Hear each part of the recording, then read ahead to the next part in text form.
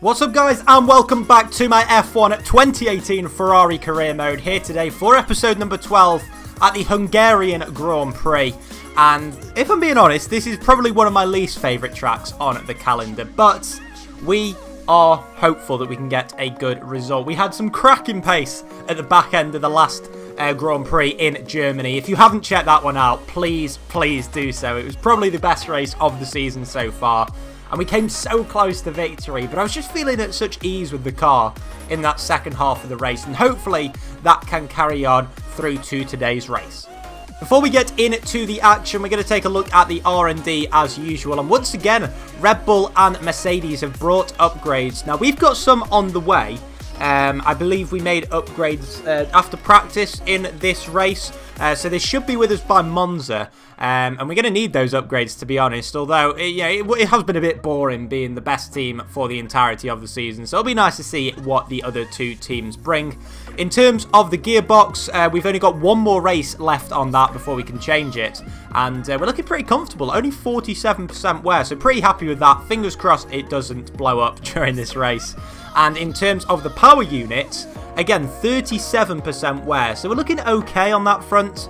I can see it's just having to take a penalty at like a crucial point of the season, which would be terrible, but still, we're looking okay for the moment.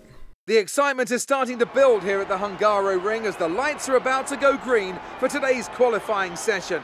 We expect some cars out on track any moment now. So into qualifying we go, and we're actually starting off in Q2. Because that is when the rain started to fall. So we're only about 2-3 minutes into the session. You can see we've gone on our first flying lap on the dry, ultra soft tyres. And even as we go through the first sector, we can just tell that these are not the right compound to be on. And we even get overtaken by both Magnussen and Ricciardo in the final sector. And if you look at the top corner, we're already slower than Hülkenberg's lap, and we still had a corner and a mini straight to go. So we had to come in to the pits and replace those ultra soft tyres for a set of intermediates. Fortunately, we had plenty of time in the session left and managed to get through to the final qualifying session, albeit with a little bit of a screen freeze in the way. But yeah, so we were through to Q3, and with just 20 seconds to go, we decided to go for our one and only timed lap, because I believe the first run of laps were in quite heavy rain. They were borderline full wet, so we decided to go out right at the end of the session, and as you can see here, braking down into turn 1, down into third gear, taking a pretty nice line through there, trying not to get on the curb on the exit of turn 1. And of course no DRS active either, as we are on the run through to turn 2. Just trying to get it turned in as much as we can in third gear, but we don't want to go down to second or else we'll get major wheel spin, which again, you don't really want in wet conditions. So at the end of sector 1, we are pretty much level with Daniel Ricciardo.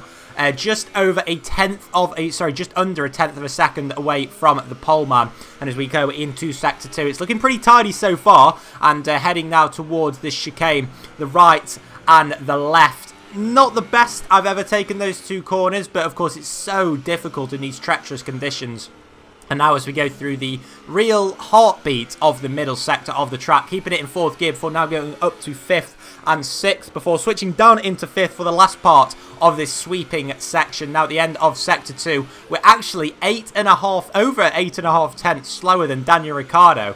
So it's been a pretty poor sector 2 from ourselves, but now braking into the penultimate corner, just trying to get the car tucked in as much as possible before now going on the run to the final corner, just braking there at the safety car light on the left hand side before getting on the power through the final corner. Where is it going to be? It's significantly slower than Daniel Ricciardo by 8 tenths of a second, but now we're going to see exactly where that puts us, and it's P2. So it was an absolutely stunning lap from Ricciardo, and not terrible from us. So 8 tenths away, Ricciardo's lap must have been something special, because, you know, we are a 1.5 quicker than our teammates, which puts us in a pretty good position in P2 ahead of Max Verstappen. So the Red Bull's looking quick, but as you can see, Daniel Ricciardo incurred a penalty, meaning that we start from the front of the grid. He had to take a 5th place grid drop, And more importantly, probably for the championship, our teammate also took a grid penalty, and he's not even starting in the top 10.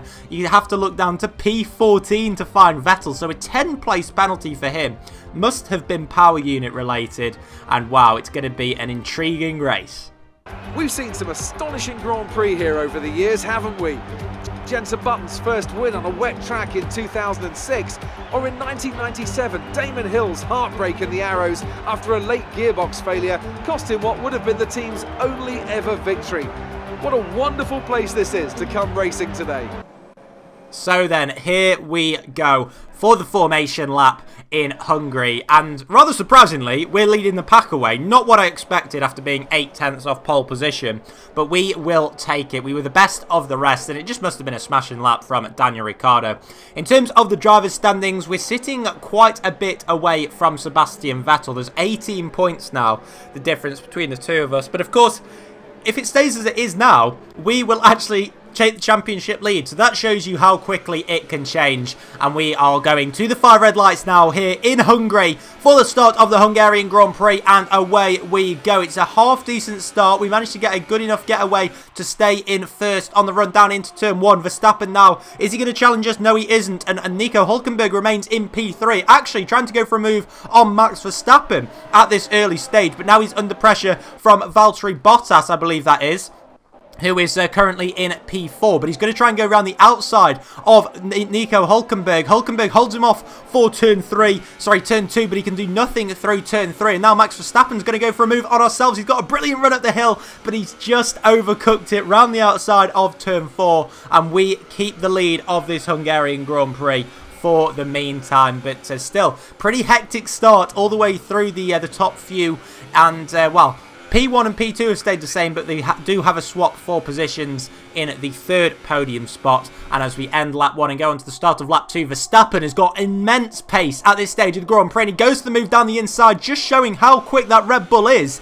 And we can do nothing about it. There's not even DRS active at this stage, but Verstappen is really in the groove of this circuit as we overcook it a little bit on the brakes. Lucky not to take any of our wing off there. If we'd have hit Verstappen any harder, I think that would have been the case. And Valtteri Bottas looks as if he's come with the two of us, with Daniel Ricciardo already up into P4 despite his grid penalty. So at the start of lap 3, we're going to take a look at the running order. So yeah, Daniel Ricciardo in P4 and Nico Hülkenberg in P5, who's already lost a couple of positions. And now Lewis Hamilton's going to try and go for a move on the Renault driver, who had a superb qualifying and also starting on those soft tyres. So no wonder he's been passed so many times already in this Grand Prix. And his teammate Carlos Sainz is just behind him as well. So Sainz and Hülkenberg, what a race they're having so far, even though they have lost a number of positions, especially Hülkenberg in the early stage of the race. But now, end of lap 3, start of lap 4, DRS is active for the first time, but we get such a poor exit out of the final corner that we can't even use it at all on Max Verstappen. So we're just going to have to settle into P2 for the meantime. But fortunately, the pace is pretty much settled down now, so we are keeping with Verstappen. We're keeping within a second of him. Those 2 DRS zones that we get, just about keeping us in contact. Meanwhile, just behind, at the start of lap 5, we've got Daniel Ricciardo and Valtteri Bottas fighting it out. That Red Bull car is immense around this circuit, and it looks as if Ricciardo's going to go for a move down the inside into turn 2 now. And yes, he has got the move done on Valtteri Bottas, and it is now a Red Bull 1-3. Ricciardo surely, before too long, will be on the tail of us if we don't keep pace up on Max Verstappen. But a pretty good move there from the Australian, just showing the pace that Red Bull have around here. And midway through lap 5, you can see the top 4 really separated from the rest of the pack. Even sitting in P5, Lewis Hamilton is not really making any inroads due to being stuck behind Nico Hülkenberg in the early stage of the race. But at the moment, it's looking pretty difficult to pass Verstappen. He's just keeping a nice little buffer to us. And we are actually going to pit at the end of lap 5. We're going to see what Verstappen did and try and do the opposite to him, as we did last time in Germany. And it managed to work for us last time out, so I thought, why not do it again? But we are in, as is Ricciardo, and as is Bottas as well. So quite a few drivers pitting, of course, with there being 2 compounds difference between the tyre sets. And as we pit for the soft tyres, you can see behind us, Daniel Ricciardo got held up and Valtteri Bottas has jumped him again in the pit stop. So it's going to be a real ding-dong battle between the two of them in the final 12 or 13 laps of this race. And we emerge in P10 just behind Stoffel Van Dorn. This could be vital. Unfortunately, we managed to get ahead of the McLaren man, and that would have been a long lap stuck behind Stoffel Van Dorn. And now the next driver up the road is our teammate Sebastian Vettel, who is yet to pit but does come into the pits at the end of lap 6, start of lap 7. And now we emerge in P5, but it's a net P2, and it looks as if Max Verstappen has extended his lead on us. So it must have been a cracking in-lap from him on those ultra-soft tyres, showing that they weren't going off the cliff whatsoever at an early stage of lap 5, which is pretty unsurprising, really. But now we are on lap 8, and it's going to be difficult at this stage to try and catch Max Verstappen, but he is stuck behind Fernando Alonso at the moment. Alonso yet to pit, and you can see he's very tentative through this middle sector to try and dispatch of the McLaren driver, and this is probably the worst section of track to catch a car. And now into the final sector, we've got Verstappen trying to go around the outside of the two-time world champion, and into the penultimate corner at turn 13. It looks as if Verstappen has got past Alonso, and now we are on the tail of the McLaren man, but fortunately we are near the pit straight, and Alonso is so slow through that final corner. Fortunately, we have DRS, but so does he. And even though that McLaren is very slow in a straight line, or you'd expect it to be slow in a straight line, looks as if he's putting up quite a battle, but we do manage to just about get ahead of him into turn 1, and that could prove pivotal, because just look how much the gap has closed between ourselves and Verstappen. We've got the two Renault boys out front. Of course, they are yet to pit in this race. But just a few corners later, we've got Verstappen in front of us, and his tyre is gone. His tyre has burst. He's got a puncture, and that is surely the end of Max Verstappen's race. What a tragic way to end.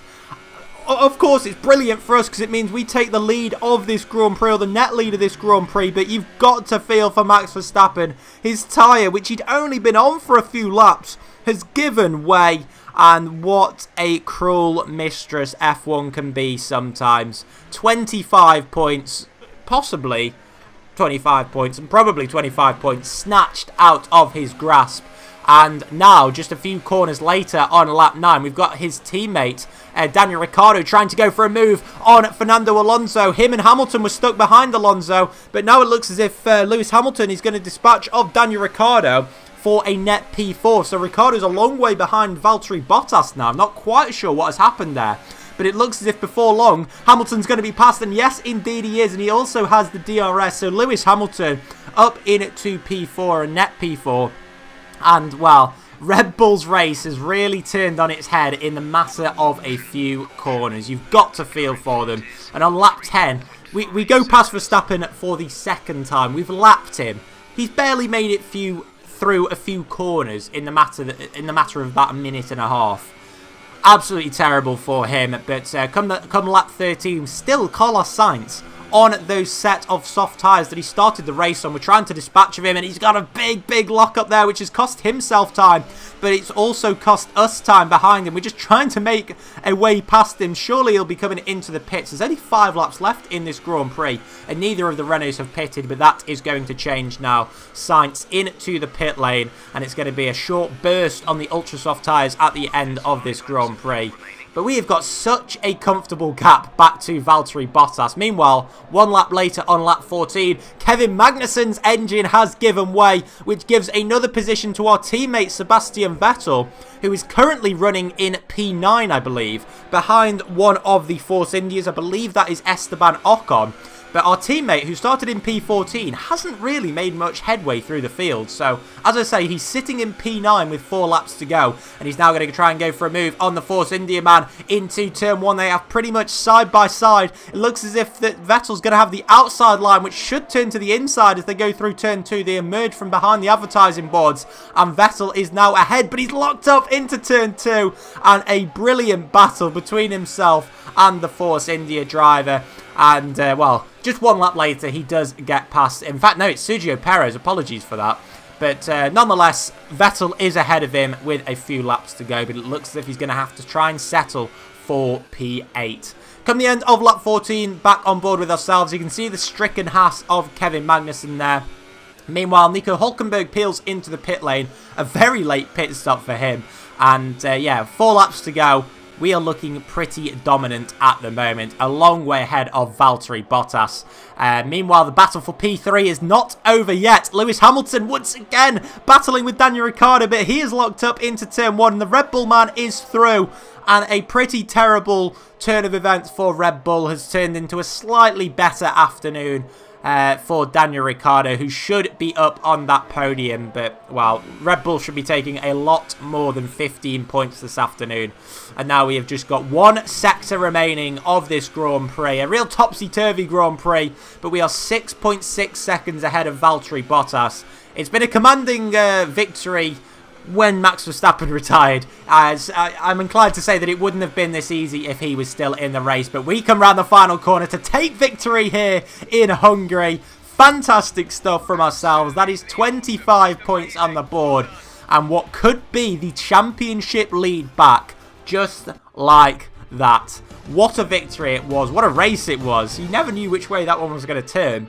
And right up until the final lap, I was concerned for my own tyres. But fortunately, they managed to hold out, and we have taken another victory this season in our dominant Ferrari. On the top step, ahead of Bottas and Ricciardo, and we will really, really enjoy that one. We've had our fair share of bad luck this season, and I think it's fair to say we got our fair share of very, very good luck today.